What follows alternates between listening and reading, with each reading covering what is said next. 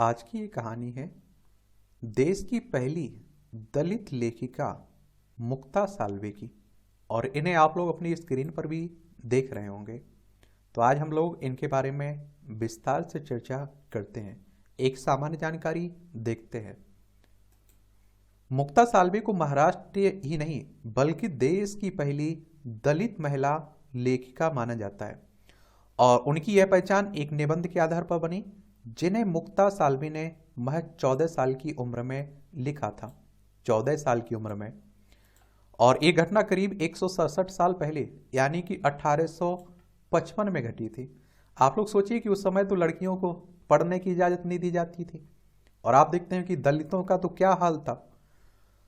और दरअसल पुणे में जब ज्योतिबा और सावित्रीबाई फुले ने स्कूल शुरू किया तो मुक्ता उनकी स्कूल की छात्रा थी।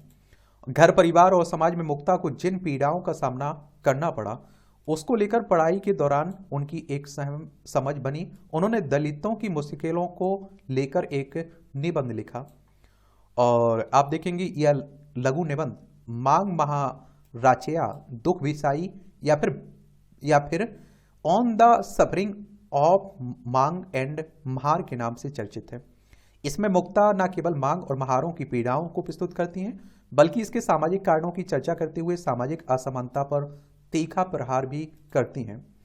और उस दौर में भी मुक्ता के इस लेख को खूब प्रशंसा मिली और आज भी मुक्ता का निबंध दलित स्त्री साहित्य की दिशा में पहले कदम के तौर पर देखा जाता है। और मुझे लगता है कि हम लोग आज़ादी की बात करते हैं ना, जो अधिकार मिले हुए इस तरह की आप देखते हैं कि महान महिलाओं के द्वारा किए गए कामों के कारण मिली हुई है। मुक्ता का साल्वे का जन्म 1840 में पुणे में ही हुआ था। यह वह दौर था जब समाज में जातियों के नाम पर असमानता चरम पर थी और उच्च जातियों का वर्चस्व था। मुक्ता का जन्म उस दौर में अछूत माने जाने वाली जाति मांग में हुआ था। और आप देखेंगे कि उस समय पिछली धार्मिक शिक्षा केवल ब्राह्मण पुरुष तक ही सीमित नहीं थी और न ही महिलाओं को पढ़ने की इजाजत थी और न ही अछूतों को। और आप देखेंगे हालांकि क्रिश्चियन मिशनरियों की ओर से कुछ स्कूल हिंदू लड़कियों के लिए खुल चुके थे, लेकिन समाज के जिन लोगों को अब तक जानबूझकर शिक्षा से दूर रखा गया था उनकी इन स्कूलों तक पहुंच नहीं थी। बहरहाल मुक्ता 11 साल की उम्र में स्कूल पहुंची। आजकल तो आप देखते हैं कि 2-3 साल की उम्र में ही स्कूल जाना शुरू हो जाते हैं बच्चे। दरअसल पुणे में ज्योतिबा और सावित्रीबाई ने लड़कियों के लिए स्कूल शुरू किए। फूले दंपत्ति लड़कियों के लिए अलग स्कूल खोलने वाले पहले भारतीय थे और इस स्कूल में सभी समुदायों की लड़कियों को प्रवेश मिल रहा था। उन्होंने 1848 में पुणे के भिड़ेबाड़ा में पहला स्कूल खोला और आप देखिए तमाम सामाजिक विरोधों के बाद भी इसे जारी रखा। लेकिन फूले दंपत्ति को एहसास हुआ कि एक ही स्कूल काफ़ी नहीं था। शिक्षा से वंचित लोगों को स्कूल तक पहुंचाने के लिए उन्होंने अनेक स्कूलों की जरूरत महसूस हुई और यही वजह थी कि फूले दंपत्ति ने पुणे में विभिन्न स्थानों पर स्कूल खोले। 1851-52 में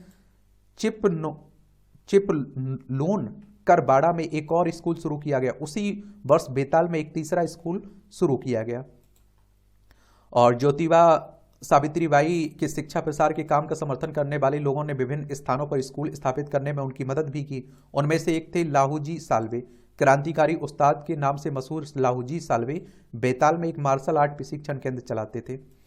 और आप देखेंगे कि लाहूजी साल्वे की पोती थी मुक्ता साल्वे जो फूले दंपत्ति के तीसरे स्कूल की छात्रा बनी। महार और मांग समुदाय ने स्कूल जाने वाली पहली लड़की थी मुक्ता। 11 साल की उम्र में उन्होंने अपनी पढ़ाई शुरू की थी और महार और मांग समुदाय की पीड़ाएं के मुद्दे पर उनका वो निबंध चर्चित निबंध 1855 में छपा था। वह केवल 3 साल तक स्कूल में रही थी। 14 वर्ष की उम्र में लिखे इस निबंध से उनका नाम इतिहास में अमर हो गया। यह न केवल एक दलित महिला द्वारा लिखी गई पहली पुस्तक के रूप में महत्वपूर्ण है बल्कि इसकी सामग्री आज भी विचारोत्तेजक है। और एक बात आप जानिए कि उस समय भी तो लाखों करोड़ों लोग हुए ना, कौन याद रखता है किसे। आप कुछ करते हैं, आपकी जो उपलब्धियां रहती हैं जो इतिहास में दर्ज रहती हैं उन्हीं को याद रखा जाता है। मुक्ता के समय में अछूत माने जाने वाली जातियों की सामाजिक स्थिति के बारे में उनके निबंध के हर एक शब्द से पता चलता है और इस निबंध में वह भगवान को संबोधित करते हुए महारों और मांगों और पीड़ाओं के बारे में बात करती हैं। दरअसल वह ईश्वर से शिकायत करती हैं कि इन समुदायों को धार्मिक व्यवस्था से बाहर क्यों माना जाता है और धार्मिक व्यवस्था की बागडोर संभालने वाले ब्राह्मण समुदाय को वह पाखंडी मानते हुए कहती हैं कि ब्राह्मण कहते हैं कि वेद हमारे हैं, हमें उनका पालन करना चाहिए। तो इसमें इससे स्पष्ट है कि हमारे पास कोई धार्मिक पुस्तक नहीं है। और यदि वे वेद ब्राह्मणों के लिए हैं तो वेदों के अनुसार आचरण करना ब्राह्मणों का धर्म है। यदि हम धार्मिक पुस्तक को देखने के स्वतंत्र नहीं है तो यह स्पष्ट है कि हम धर्महीन है ना। और इसके अलावा वह ईश्वर से अपने धर्म के बारे में भी सवाल पूछती हैं और वह लेख में लिखती हैं कि हे भगवान, हमें बताएं कि आप किस धर्म के हैं, आपने कौन सा धर्म चुना है, ताकि हम सभी इसे समान रूप से अनुभव करें। लेकिन जिस धर्म का अनुभव केवल एक समुदाय ही करे तो इसे और इस जैसे अन्य धर्म को पृथ्वी से नष्ट हो जाना चाहिए। हमारे मन में ऐसे धर्म पर गर्व करने का विचार भी न आने पाए।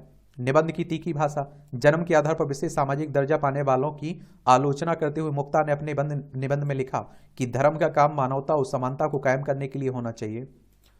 और आप देखें, पेशवा युग के समय की सामाजिक स्थिति को बताते हुए मुक्ता की कलम और मुखर हो जाती है। और आप देखें, पेशवा काल के अन्याय और ब्राह्मणों द्वारा अछूतों के प्रति किए जाने वाले अमानवीय व्यवहार और जानवरों से हीन व्यवहार पर रोशनी डालते हुए मुक्ता लिखती हैं कि ब्राह्मणों ने हम इंसानों को गाय भैंस से भी नीचे माना है। सुनो, बाजीराव के राज में हमारे साथ गधों जैसा सलूक होता था। वे लोग ये तो कहते थे कि लंगड़े गधे को मत मारो, लेकिन मांगो या फिर महारों को मत मारो, ऐसा कहने वाला कोई नहीं था उस समय। पेशवा काल की आलोचना की भी करती हैं। और उस दौर में शिक्षा को ब्राह्मणों का विशेषाधिकार माना जाता था। ऐसे में निचले पायदान पर समझी जाने वाली जातियां किस प्रकार ज्ञान सीखने से वंचित रहेंगी, यह भाव मुक्ता की रचनाओं में भी व्यक्त होता है।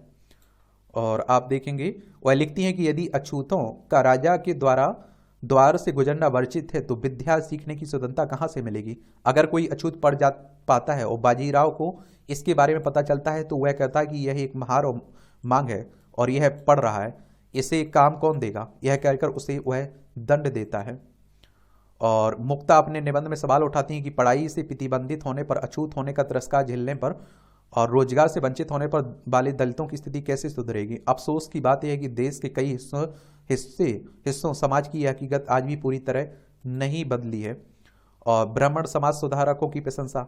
ए मुक्ता ने अपने निबंध में लिखा है कि दलित समाज की महिलाओं को गरीबी के साथ जातिगत असमानता और लैंगिक असमानता की दोहरी तेरी मार झेलनी पड़ती है। और उन्होंने लिखा है कि जिस समय हमारी महिलाएं बच्चे को जन्म देती हैं, उनके घरों में छत तक नहीं होता है, तो गर्मी, बारिश और हवा के कारण भी कितनी दुखी होती होंगी। महामारी के समय उन पर क्या बीतती होगी, इस पर अपने अनुभव से विचार करें।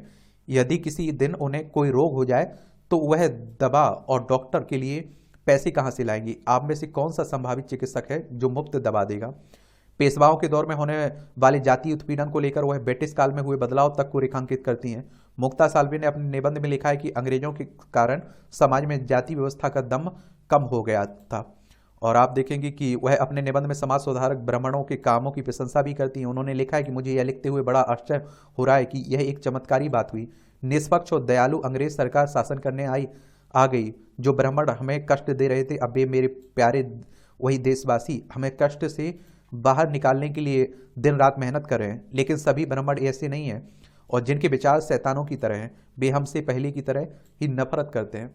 और देखिए, हर जाति में आप लोगों को कुछ अपवाद देखने को मिलते हैं। तो मैं तो कहता हूं कि देखिए, किसी भी जाति की अगर आलोचना हो रही है तो पूरी जाति की आलोचना नहीं हो रही है, बुरे लोगों की आलोचना होती है, बुरे लोगों के बारे में लिखा जाता है, बोला जाता है। तो हर किसी को मुझे लगता है कि अपने आप से जोड़कर नहीं देखना चाहिए। और अगर आप अपने आप से जोड़ रहे हैं तो मुझे लगता है फिर आप भी उसी में शामिल हो गए। मुक्ता अपने लेखों में दलितों से शिक्षित होने की अपील भी करती हैं। वह लिखती हैं कि अज्ञानता दूर करो, पुरानी मान्यताओं से चिपके मत रहो, अन्याय मत सहो। और मुक्ता साल्वे का ये लेखन बार बार पढ़ने लायक है। किसी को आश्चर्य हो सकता है कि महज 3 साल की शिक्षा प्राप्त 14 साल की लड़की इतनी स्पष्टता, वाक पटुता से कैसे लिख सकती है। उनके लिखे में मार्मिकता के साथ विवरण का पुट भी शामिल है। इसका जितना श्रेय फुले दंपत्ति की शिक्षा को दिया जाता है, उतना ही मुक्ता की चतुराई और प्रतिभा को भी। और फुले दंपत्ति ने भी उन्हें न केवल शिक्षा दी बल्कि उनके सत्य की खोज करने की प्रवृत्ति भी विकसित की।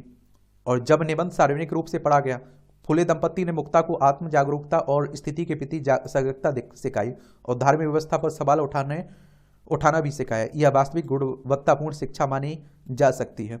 और मुक्ता का यह निबंध 1955 में ज्ञानोदय में 2 भागों में प्रकाशित हुआ, कई पाठकों तक पहुंचा।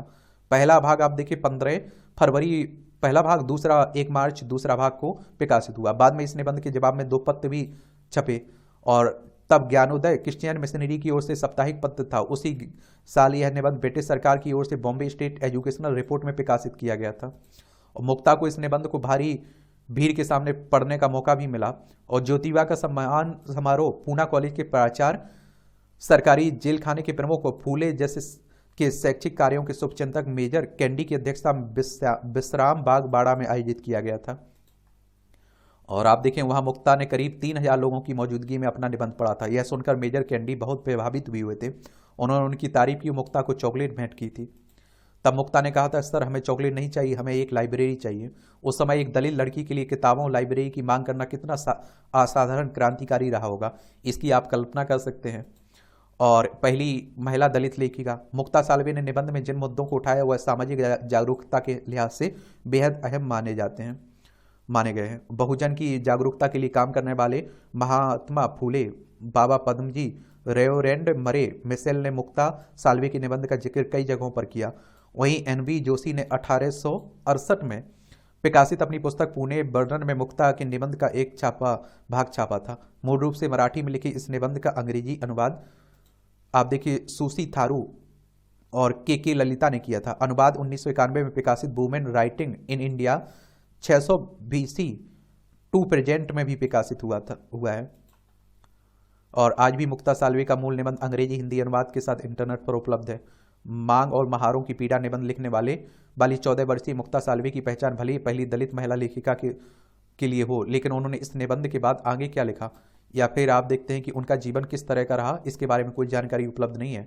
ऐसा माना जाता है कि उन पर मराठी इतिहासकारों की नज़र भी नहीं गई होगी, क्योंकि उस दौर के अधिकांश इतिहासकार उच्च जातियों के थे। दलित साहित्य को लेकर जानकारी एकत्रित करने का सिलसिला 1950 के दौर में शुरू हुआ।